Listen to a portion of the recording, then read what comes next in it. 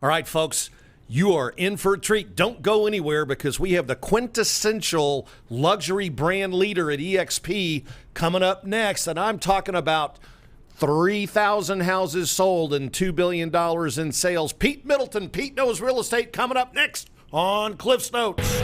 Real estate agents, are you struggling with the day-to-day grind, dialing for dollars, putting in hours of floor time with little to show for it?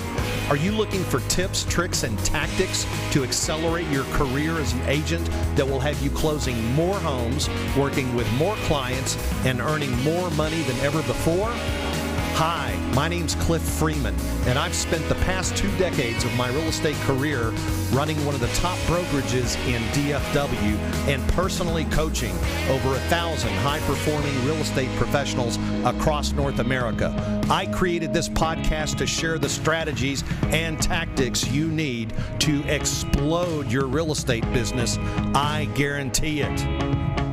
All right, we used a big SAT word right there, quintessential. And I'm going to tell you what, let's go ahead and bring Mr. Quintessential Pete from La Jolla, California, home of one of our favorite golf courses and our favorite partners at EXP. Pete, how you doing, my friend? I'm doing phenomenal. Thanks for having me, guys. Man, is the sun just rising there on the West Coast, or it looks or setting? I mean, your background looks like it's twilight or dusk or something. Now, this is my favorite setting. This is down in San Diego at sunset right now. We're in another typical San Diego day. It's a struggle here, you guys. 82, no humidity, perfect, not a cloud in the sky. And that's like that. It's like that every day there, isn't it? As I recall, it gets a little cooler in the wintertime, but I mean the weather there is fantastic. Right. Yeah. So the next thing we got to do is talk Ryder Cup. But before we do that, I want to go and just really introduce you, Pete, as you really are the face of luxury here at EXP. And I want to, just for the folks in the audience who don't know you, I want to just kind of unwrap you a little bit and go back and sort of walk through the early days here. You've got real estate in your DNA. Your mom and dad had a brokerage back in the Northeast, right? Yes, in Brockton, Massachusetts, which is around 20 miles south of Boston. Okay. And as I recall, I remember reading something about you were like 8 years old and running signs and learning, all parts of the restaurant, so to speak, right? So you were learning how to do lock boxes. I probably didn't even have lock boxes back then, I guess. But what was it like growing up in a family full of real estate agents? Well, there was a lot of action going on. And, back in the day, there were no cell phones. There was no MLS, or I should say no computers and no instant access to what was happening in the real estate market. So everything was done by books. Cliff understands that. You would wait for a book to be dropped off each week. Everybody would try to get the book and try to get the jump on the new listings that came out once a week. So your listings would have to be supplied to the printer by a certain time, and they drop off the books. And everybody would say to me, so Pete, how do you always get the jump on everyone? How do you get the books first? What they didn't know is when I started in real estate, I used to pay the guy an extra $25 a week to come to my office first after he picked up the books from the printer. And he would come and I'd be the first in line. He'd drop them off to me. I'd give him $25 cash. And I'd start highlighting all the best opportunities in that area for all my clients. So we would get the jump on everyone. And it was pretty hardcore back there. And that's really where I built my foundation in real estate. From an early age, I was being brought up doing all the tasks that you learn in real estate in your first year. So I was prepared when I actually did receive my license when I was 21. I was off and running. Well, I'll tell you, we're going to unpack a lot here because so much has changed. Back in those days, the broker really was the one that was getting the leads, and they would pass them out to the agents. The agents were sort of the ants, right? The worker ants, and then the broker would have been the queen of the mound type thing. And let's fast forward a little bit and look at where you are today. You've got a very prominent brand. I think of your brand, and I look at how EXP kind of bolts onto it here, but when I think of Pete, I think of like a Bentley or better yet, a Mercedes, like a Maybach, but instead of the Maybach on the back, it's got those three letters AMG. But in your case, it's EXP. And now it's your brand. It's not the broker's brand that matters. Talk a little bit about, if you would. I kind of want to hear, because I know you've got you're a thought leader in our business and our industry, and we have an audience full of agents, and many agents would love to and aspire to reach levels in the luxury end of our business that you've reached. Can you talk a little bit, spend a few minutes with us, Pete, if you would, and describe how, or the importance of branding, and what kind of nuggets can you toss out here for agents who are looking to get into the luxury business? Well, branding is the whole ballgame, right? When it comes down to real estate, what we're really being paid for is to be professional marketers and negotiators. So I don't even look at myself as, say, a luxury real estate advisor or a luxury real estate agent. I don't really care for the word agent so much. I think it's too, it's too much of a blasé word. I like being more specific in that I'm here to try to advise people and guide them with one of the largest assets that they're selling. So when it comes down to branding, first of all, you want to keep it simple. Step number one, because if somebody can't remember your brand, what good is it? Step number two, you want to have it where in its tagline or how it looks, it shares the experience or the feeling that consumer is going to receive from working with you or from the service that you're providing. So you notice a lot of people use pretty straightforward colors. You want to make it a little bit different, dare to be different, go outside the box, and you want to make it where your brand kind of transcends you or precedes you in a way where people have a connection to you or feel that they know you, because that's all branding is. The way that we're built as humans, a lot of times we can only remember brands, a couple of brands in any major industry, right? So if I said to you, Cliff, name me two soft drinks, what would you say? There's, I know this. There's like Coke and Pepsi, right? Is what comes to mind. Yeah. And you may be able to name a few others, but if we did a speed round and I said, name two sneaker companies.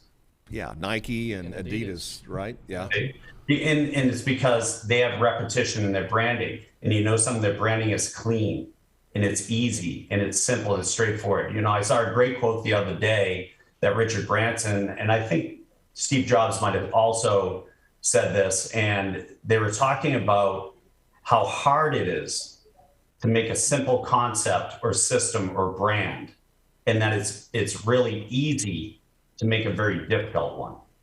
So it's hard to make something simple, and I think most people complicate it. You have to get out of your own way and really set it up the right way. So I set up the Pete Knows brand 22 years ago. So I'm always familiar with the font I use or the colors or the images. It has to all be in alignment so that it has a connection to the consumer, and it's something that resonates with them where it stays in the forefront of their mind. Because if you're not one of the first two people they think of, you're losing a lot of business. It's funny when we brought you on, because I know that that picture that you have as your background is not the same one that's on your business card. Yes. And his listing presentation. And your listing presentation. So you talk about consistency. Now you've got a whole kind of I would say a slightly different take on business cards. Your business card is, when you handed me your business card for the first time, just the texture, the touch, the feel of it is something like no other card I've ever received. So that definitely made it different. What else about your business card do you feel like sets you apart? Now I know this is kind of it's like business card, right? But and you've told me personally it's the details and you're into the business that matter. Tell us about your business card. It's a great question. The devil's in the details in any of our businesses and how we run them and what type of experience we want the consumer or our clients to feel, right? So I've had people say to me, why do you spend so much on your business cards? Are you even handing out business cards? Are business cards even relevant anymore? And I'm here to tell you they are, because as humans, we still like touch and texture and how things feel. And it gives you a sense, it brings you to a place or a position or part of your life that you can relate to. It's all about relating to people. So even with a business card, if you're going to be in the luxury field, look at what other luxury fields do. So on a financial planner's card, they don't have their picture on it. You know, real estate is a very ego-driven business. And if people would try to get rid of their egos, they'd be far more successful. If you look at your accountant's card, they do not have their picture on it. A doctor, they don't have their picture on it. Any type of stock trader or high-end position or anybody you know who's a prominent figure in the business community, they will most likely not have their picture on their business card because the picture screams ego. You can have your pictures on other things that complement your brand. And a lot of people in real estate make that mistake. They all follow the herd. Go away from the herd. Be an innovator. Be a trailblazer. Challenge yourself. Be different. And that's how you're really going to set yourself apart from everybody else. And details, the devil is in the details. How does it feel? What does it say about you before you even come in the door? You know, is it embossed? Does it have a soft touch, a silky touch? Is it thick? Is it something that's durable? You know, whatever you're trying to get across. And that's how I designed my business cards. I said, I want a business card unlike anybody else. So anytime I go anywhere, people tend to keep it. And I'm grateful that they do, because then I'm in sight of them. Because everybody knows someone, right? There's an old saying, everybody knows at least 300 people. And it's the law of 6 degrees of separation. And I want to be in the forefront of their minds because it can equal a lot of business guys, and it can really change your life if you do it the right way. But you have to carry that experience and that feeling all the way through your marketing. Right. It can't just be one item. Right. It's got to feel all the way through so that's consistent. Because if it isn't, it throws people off and they say, wait a second, you know, he used this over here and now over here it's different. And I'm not saying it's not to not evolve or to change things, but if you do that, it still has to be in alignment. All right, so let's talk. 1992 is when you moved to Southern California, wasn't it? 96. 96. I received officially my real estate license in January of 92.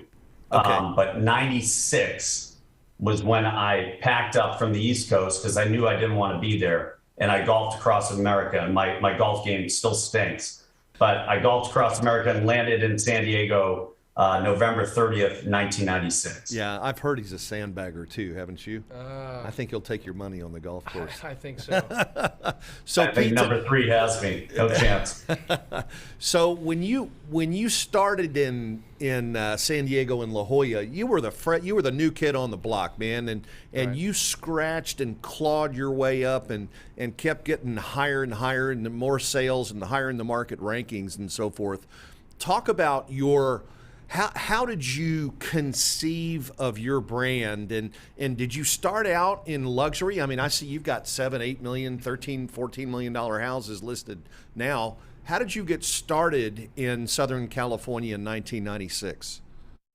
So 96, when I came out, it took me a little while to get my license out here because I wasn't familiar with the process. So I definitely advise anyone, if you're moving into new markets, before you really make that move, understand the licensing process and to really officially get off the ground.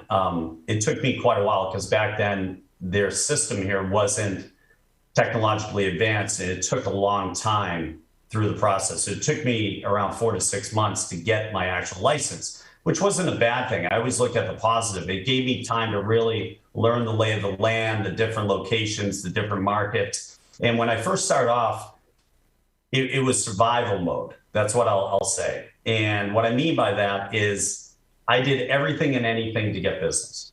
I went everywhere. I was a jack of all trades. I was all over the place because that's what I knew. And I knew that the motivation to not return home with my tail between my legs was far more motivating than my pride or my ego. So I didn't sit there and say, oh, I'm only going to do luxury and I'm only going to put one line in the water in La Jolla. I went everywhere throughout San Diego County. It's a big county. And I really learned all the areas and helped people wherever I could just to get my business off the ground. Later on, that's when I refined my business. And I said, okay, I'm going to step outside my comfort zone and I'm going to refine my business to try to start breaking into luxury and really have a methodical plan and work that plan, because it's not a sprint, it's a marathon. And it's not a job, it's a profession. And you have to learn your way each and every day into this profession, because that's the great part about luxury real estate or real estate in general. It's forever changing and evolving. And if you're not evolving with it, then you're being left behind.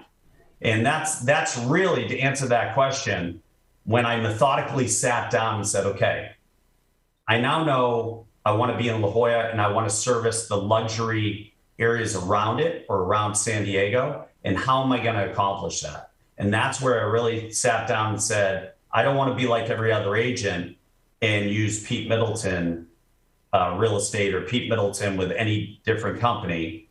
I really wanted something unique that would captivate people, where they would always remember it and it would encompass my understanding of the market and how I could help them. So that's when I came up with the whole Pete Knows brand. And people have told me, oh, it's not really luxury. Listen, it is what you make it. And there's many different ways to create luxury. I'm the first to say that the saying Pete Knows probably isn't completely in alignment with luxury or with a true luxury brand. But keep in mind, I'm a guy that grew up 20 miles south of Boston, where the average price when I was growing up was around $113,000. And I packed up everything and I came to San Diego and I created a whole new life and a whole new business. I'm not really the most conventional person. And you have to be able to be a trendsetter and buck the system. And fortunately, that gamble that I made, and I didn't believe it was a gamble. I really believed in it wholeheartedly, and I wouldn't go away from it. I had professional advertising firms and PR companies say, you know, if you really want to break into a company, you need a brand like this or a brand like that. It's all about you. Agents are so quickly, or real estate people are so quickly to just blame it on other people or to project or say, I can't be this or I can't do that. And I need this or I need that brand. It's really all about you. You are the brand. And either you own it or you rent it and lease it, or you don't own it. That's it. Those are the only options. So I went full speed. There were numerous times, you guys, that I contemplated changing it and making it just a slogan and leading with another brand, you know. But all in all, I went around and I went back to the people and I did kind of my own guerrilla marketing and survey saying, hey, what really inspires you? And everybody kept saying, hey, I love that Pete Knows, because I know you know real estate, and I know you know the community, and I know you know luxury, and I know you know investments or retirements and all these things. They kept coming back to it, because the best branding, whether it's in the meat of the matter, where it's your actual brand or it's your actual tagline, should always be under 5 words. It should always be under 5 words. So if you notice any national brand, whether it's Tesla, Coke, Pepsi, Adidas, Nike, look at their slogans, look at their icons, look at their brand. It's always clean. It's always straightforward. It always has the same font. They don't have multiple fonts. And that's what really resonates with people, and they digest it, and it lives in the forefront of their mind. And that's where you want to be. I got it. I mean, this is nail on the head type stuff right here. I hope the audience is taking some notes, because this is serious. The other thing I'd like to dive in with you about Pete is this notion of a primary and secondary brand, because a lot of people have this misconception that the brokerage is the primary brand and the agent's brand is the secondary brand. I'm going to just refer to one of my favorite studies that NAR puts out every single year. It's the Survey of Buyers and Sellers. And on page 133, exhibit 7-8, they ask sellers why they hired the particular agent they did to sell their home. And as you well know, number one up there is integrity. They knew, they trusted the agent and so forth. And then was the agent came as a referral from a trusted third party, something along those lines. And then it gets down, after you get past there, the pickings get very slim. Very little, very few really made the commission the number one thing. And what I remark about what's gone from 4% to 1 out of 100 was that agent's association with a particular firm. In other words, was it brand X, brand Y, or brand Z? It was not. Only 1 out of 100 said they hired the agent because they were with the company that had the balloon on the sign or whatever, right? So, and this is a misconception. You and I have chatted about this a little bit, but I think that we really need to pound this home to these agents that it is you and your brand that is going to be foremost in the client's mind, right? What do you say to, yeah, so, and I know you invest a ton of time, effort, energy, and money into your brand. What are you really focused on today? Tell us, like, what are your marketing and branding media? Are you doing a lot of videos? What sort of channels are you using now to really brand yourself? Yeah, and that's great. And that's a multi-part question. So I'll take the first part first. I think you're dead on. You know, in the past, we were all fed by the brokerages that you need our brand to be successful. There's nothing farther from the truth. You are the brand. Believe in yourself. Have faith in yourself. That's what people remember. They don't care if it's this, or this. I'm not saying that some of the brands don't brand well and that it doesn't work. It's just not a priority for consumers most of the time, unless they had a great experience with an agent under that brand in one place and they were being relocated to another place. They may stick with that brand. But the days of the brokerage letting the agents know, hey, you're only successful because of our brand, our marketing, are over. That gig is up. People are catching on to it. You are the brand.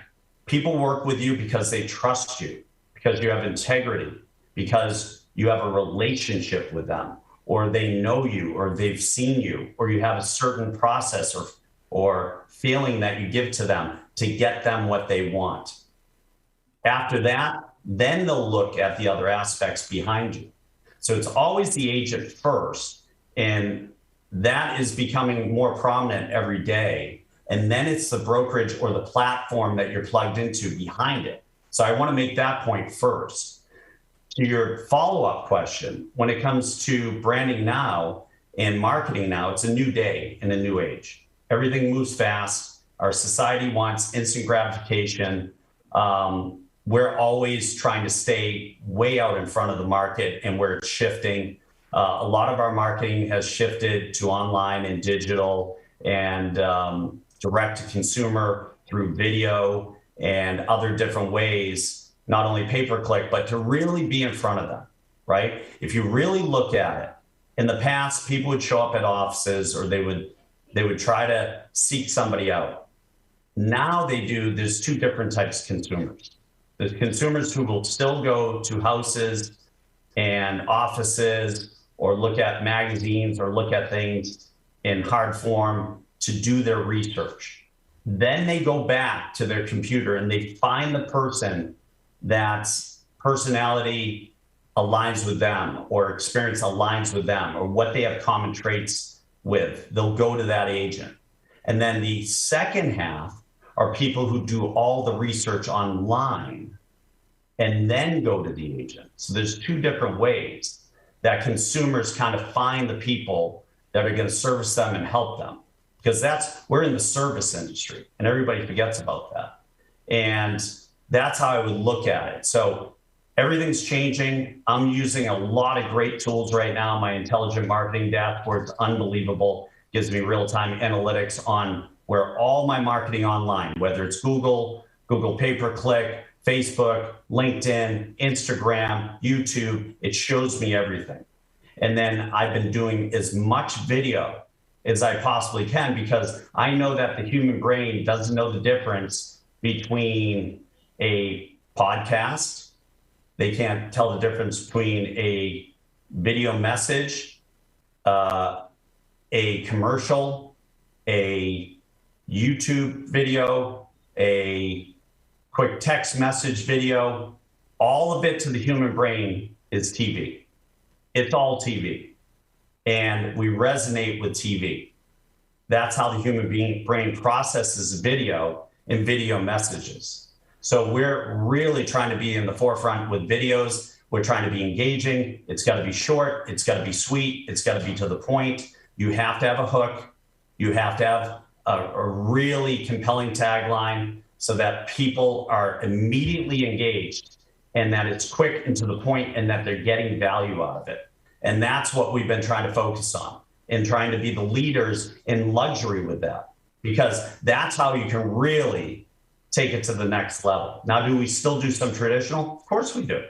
We have traditional avenues too, with direct mail and magazines and postcards and luxury flyers and all those types of things, local newspapers, events. You have to do that. But wherever you can get belly to belly, and in the last 24 months, it's been weird trying to get belly to belly with people. It's hard to have that human interaction. So you need to create forms of marketing that make them feel as if they are interacting with you personally. And it's got to be very personable. This clientele that you work with, I mean, they're very picky. This is a large asset. And so they're going to size you up based on how you're doing your own marketing. The last thing they're going to do is hire some slappy that can't, put out a good, package themselves, because they're going to want to know how the heck you're going to market, their home, right? I mean, isn't that important? Would that be important if you're considering becoming a luxury agent? You've really got to wrap your package. Yeah, you have to have a package and systems that are precise, because details matter and they want to see it customized to their wants and needs, right? Because everybody's different. Everybody's lifestyle is different. Everybody's house is different. So you can't have a one size fits all. It has to really be customized. And the big thing that I've been getting at a lot of my listing presentations, and yes, guys, I'm still in production. We're always trying to increase our production. We're always trying to improve. I'm just not here preaching and not practicing. I'm practicing full time. So what I'm seeing is a lot of people, when I'm in front of them, they're really doing their homework ahead of time online. So be aware of your online persona, be aware of your online content, and they're looking at that. And then when you're getting in front of them, it's no longer a popularity contest. It's no longer a me contest on how great I am or what I've done. They already understand your track record before you get in there. So let me say that again. They know your track record inside and out before you cross their threshold. What they want to know is, what do you do differently? How are you going to benefit me? How much do I have to pay you? How long is it going to take? And how do I get the stress and all the headaches off my plate? That's it. That's what they want to know. What are you uniquely bringing to me to make me a priority and to really underpromise and overdeliver of what my expectations are and what I'm trying to accomplish? That's what it's all about. So I am actually, I kind of relate it, and I respect this person a lot, to Tiger Woods when he was at the top of his game, and I'm talking golf talk, and he was winning every tournament. And what did he do?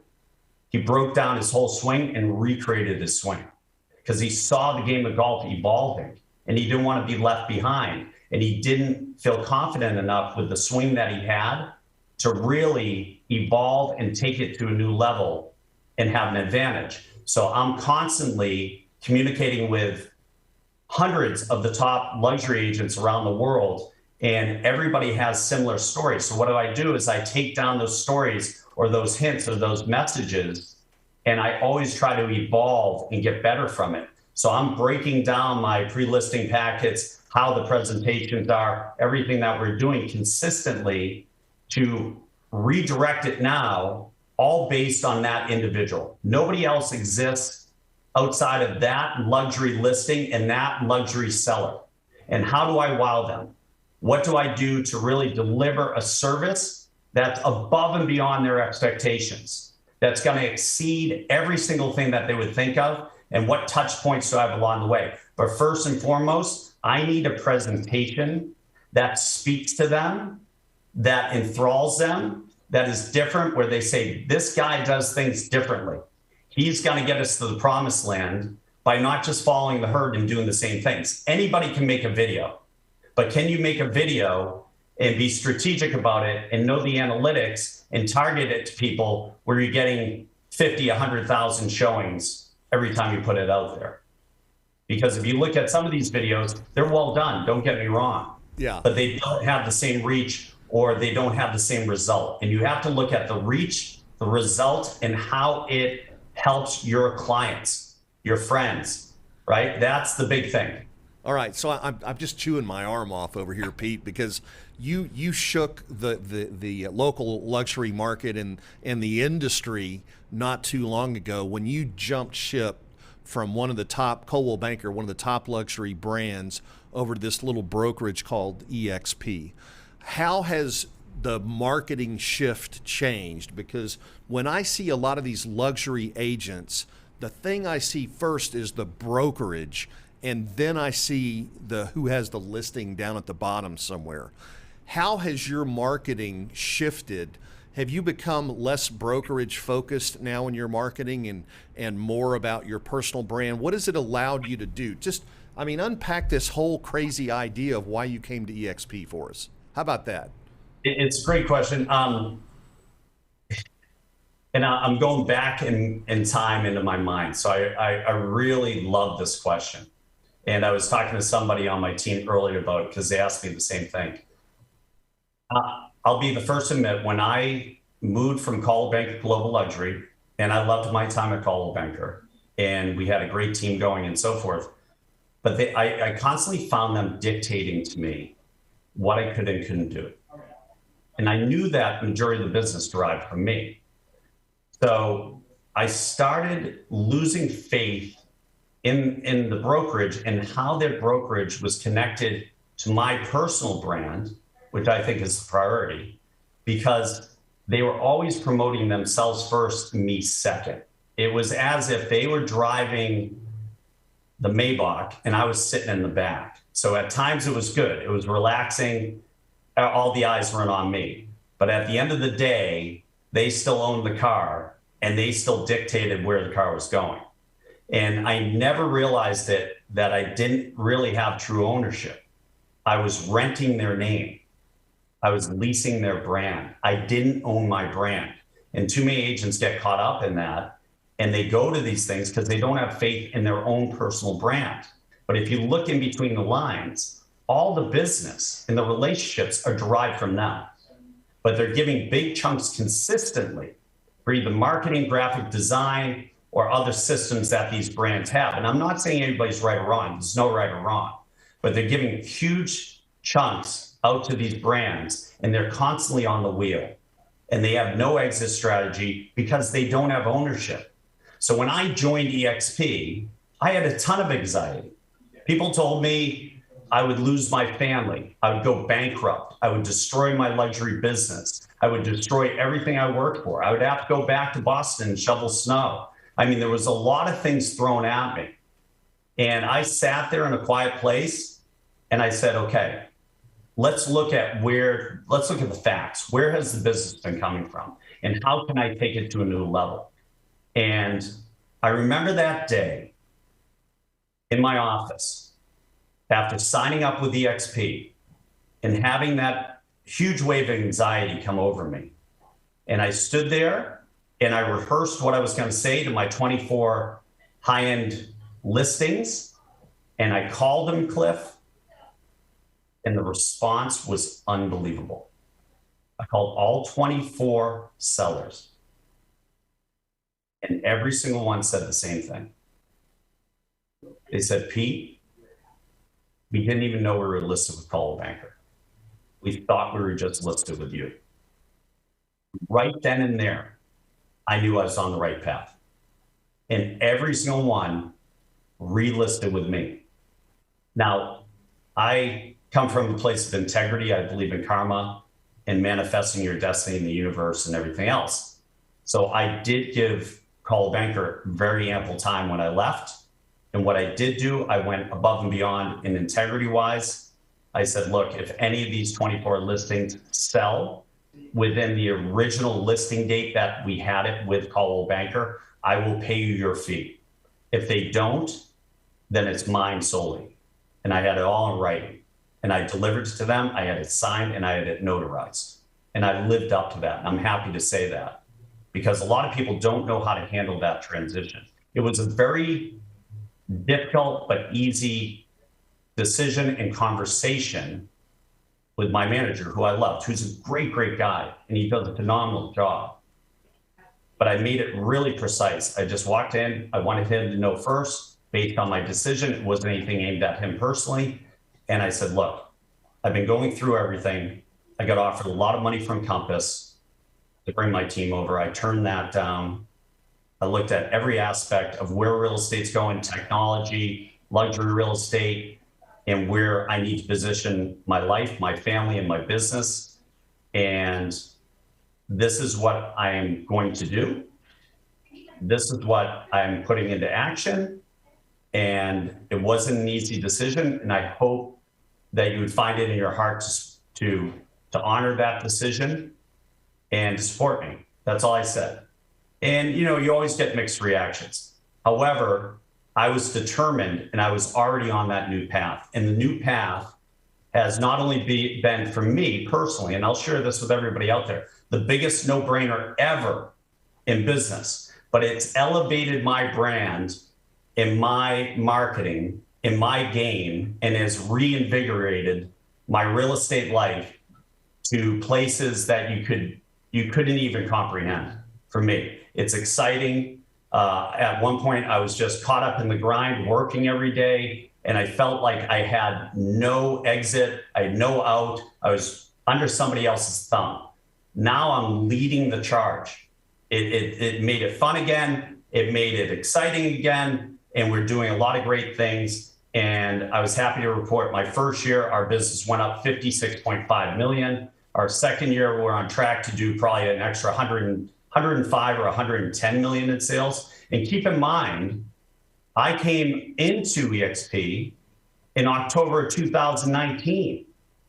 In March of 2020, the state of California completely shut down. That's right. I mean, the world also, but especially real estate in California.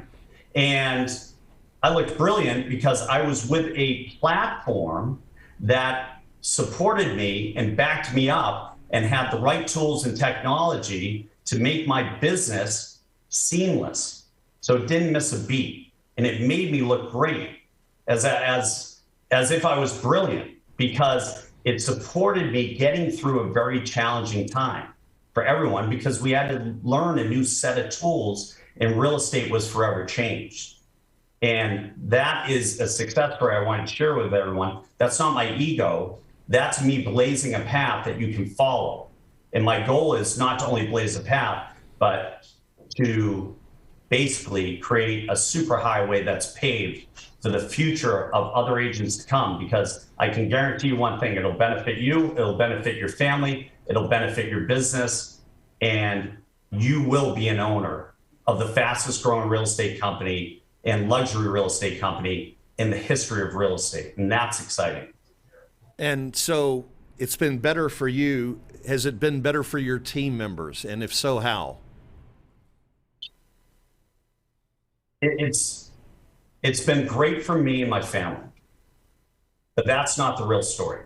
The real story is the way that it affected my team members, right? Because before, if they had any type of issue, or we hit lulls, or the business fell off, or the business was sporadic, or they just weren't being inspired or going to a different level or making breakthroughs, which all of us have experienced at one time or another. And it's tough to look in the mirror, take accountability, and not project. This gave them new life. And what I mean by that, and that's a really drastic way to put it, but a new business life. Before that, anytime they had an issue, I had only two things I could suggest. And it killed me every time I suggested it. I said, work harder, sell more houses. That was the only solution, because I try to be resourceful and help people not only in their business life, but their personal life, and try to be a guide. I'm here just assisting them on their journey. And with EXP, they received training consistently, and it wasn't all on my shoulders. They received technology and great lead gen. I mean, a lot of them, it's changed all their game with converting and lead gen and so forth. They received the ability to cap out at 4 or 8 or 16,000 a year, put more money in their pocket. You know, it allowed them to create a retirement, to create a 401k, to get health care, and to really leverage all the connections they've had in real estate, not only in the local market that they're in, but in the global market, where they can bring on agents anywhere and introduce them really easily, real quickly to this opportunity, and to get assistance from me and other people at EXP who do it in a very selfless, collaborative, contribution type way. And that is also paving the way, not for them, not just for them, but for their family and future generations of their family. That's how life-changing it's been. You know, I had one of the women, and I want to share this story with you real quickly, and I know we have limited time. One of the women on my team had joined my team right before the pandemic. And she wasn't a huge producer. She probably does 4 to 7 houses a year. She has 7 children. She has a heart of gold. And I remember she called me one time because one of her kids was having a tough time with the pandemic. There was a lot of depression, a lot of suicide, a lot of crazy things going on in society. She called me one day crying. And she said, "Can you please call me right away?" And this was May of 2020. And trust me, I did not want to make that call. I immediately thought of the worst case scenarios. And I called her up and I said, "What is going on? How can I help you?" And she said, I need to share something with you. Do you have a couple minutes?" I said, "Sure." She said, "I was teaching my youngest child school today because they can't go to school. And I apologize for not being or trying to get to the office." I said, "No, that's fine. Everybody's doing the best they can with what they have." And she said, "My husband walked in today holding our checking account statement."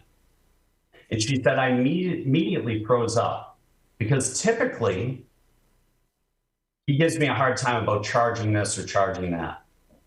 And nobody knows this, but he was put on furlough. He was laid off from his job.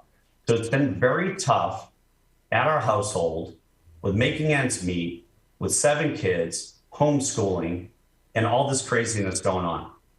And she said, he walked in and said, "Do you know that somebody put $986 into our checking account this month? Do you know where it came from?" And she said, "No." She called into the office, and one of the people at the office said, "That must be your referral share from EXP. You should go into the EXP AI world and go to accounting and check on it." She went into accounting. The nice person at accounting instantaneously told her, "Yes, we deposited that in your checking account. That was for the previous month of April," and said, "I just want to let you know from May, you have $1,660 coming to your account. You'll see that hit next month." And she broke down crying. She called me up. She said, "I know you made a lot of sacrifices.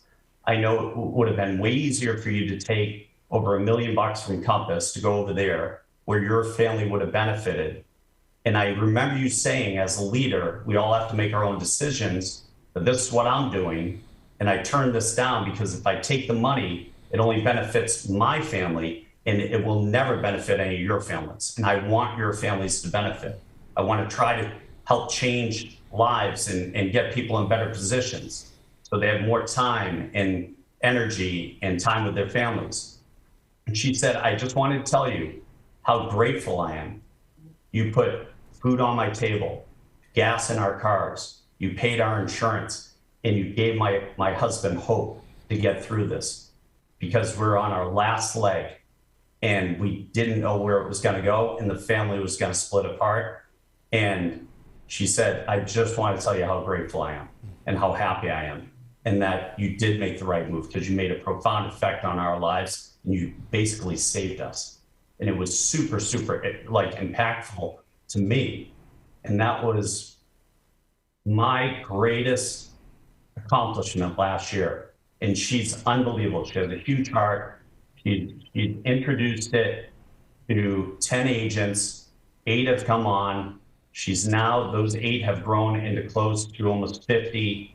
And a year later, she received in that same checking account, her husband's back at work, family's doing great. She received $5,700 last month. And it's changing her life. Yeah. That gives you EXP bumps, doesn't it? I'm sitting over here. Yeah, that's awesome, amazing. Pete. Well, you obviously are a great leader for your group, a great self-leader, and we're just very thankful to be in business with you and partners and for being on the show today. And yeah, we are out of time. I wish we had some more time with you, but man, I thank you for who you are, and I know you and your team are working really hard to help with some global branding here for the luxury segment at EXP, and I want to wish you the best with that. I know it's going to be great, going to be awesome. How would somebody in our audience be able to get a hold of you if they'd like just to chat with you and get to know you a little better, maybe even ask you a question about EXP? Sure, I'm always open. I share with everyone, and I want to contribute to any way I can. The best way to always get me, my direct site is PeteKnowsRealEstate.com. You can find me on Facebook at Pete Knows Real Estate. You can find me on Instagram at Pete Knows Real Estate. And I'm on LinkedIn at Pete Middleton. On YouTube, it's Pete Knows Real Estate. It's always consistent all the way across. So the best way to get in touch with me or connect with me if you're outside of EXP is either go to any of those places. My assistant, Andrea, runs my schedule, runs my life. I'm never too busy. I'm always scheduled. And she keeps me on schedule. So I'd say that's a great way. If you're within the EXP organization right now and you're one of the owners, go to Workplace and join the EXP Global Luxury Network. That's a page or a group that I created with Bill Kerbox, who's doing a lot of my media and a lot of my intelligent marketing dashboard and analytics. And we're trying to get this going in the right direction. I invite everyone and anyone to get on that and contribute, because that is really a group of contribution and collaboration. And we're putting the best luxury practices, systems, procedures, videos. We're putting up new listings, done deals, everything right there. Okay? That's awesome, man. We got that. Appreciate it, Pete. You're very generous with your time, and we thank you so much for joining C3 and me today. Get out there and see if you can get us a tee time on Torrey Pines before the weather changes here. Or actually, we could go down there in the winter. And I think we owe the South Course. I got a couple of golf balls I got to go retrieve out of the ocean down there by Black's Beach. So that's right. We'll set it up. C2, C3, I'm super grateful you had me on today. I love Cliff Notes, great branding. It's a great program, and I think it brings a lot of value to a lot of people who are trying to find direction, trying to find an edge, and trying to really get their business through a breakthrough where they can benefit and build it. Well, So, we appreciate the kind words, and while we're passing out kind words, I want to thank Trelvis. He's been circling the airport here, ready to take the plane down for a few minutes. We owe a great deal of debt of gratitude to him as well. That'll be in the blooper segment, right? But anyway, Pete, hey, all the best to you, brother. My good friend in La Jolla, California, down by Jake's Del Mar, remember that place? Oh, Wasn't it that awesome? was Yeah. nice, yeah. And so you guys check with us next week. We're going to be right back again with another great guest on another edition of Cliff's Notes. All right, folks, tune in to Cliff's Notes every Thursday at 1 o'clock Central for the tips, tricks, and tactics to explode your business. I guarantee it.